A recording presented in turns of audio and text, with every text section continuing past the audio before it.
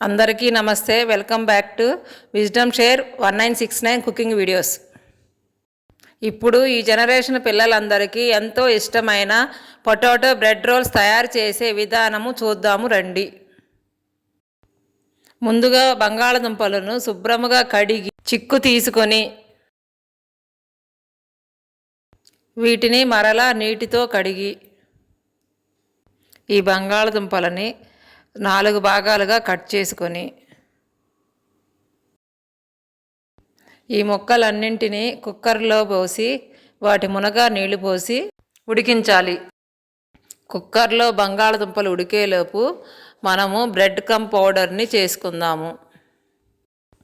దానికోసము 4 బ్రెడ్ ముక్కల్ని చిన్న చిన్నగా కట్ చేసి వాటన్నింటినీ మిక్సీలో వేసి గ్రైండ్ చేసుకోవాలి. ఉడికిన తర్వాత ఈ బంగాళదుంపలన్నింటినీ ఒక బౌల్లోకి వేసుకొని చూపించిన విధముగా మెత్తగా నలపాలి. దీంట్లోకి 1/2 స్పూను కారము, 1/2 స్పూను ఉప్పు, సన్నగా తొరిగిన ఒక పచ్చిమిరపకాయ, సన్నగా తొరిగిన ఒక ఉల్లిగడ్డ,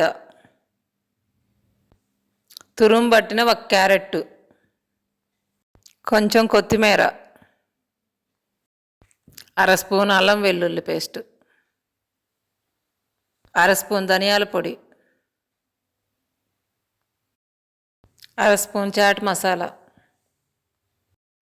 మనము గ్రైండ్ చేసిన పౌడరులో 1/4 వంతు వేసుకొని చూపించిన విధముగా కలుపుకోవాలి. ఆ తరువాత చిన్న ముద్దలాగా తీసుకొని దీనిని బ్రెడ్ రోల్ షేప్గా వచ్చేలా రోల్ చేసుకోవాలి.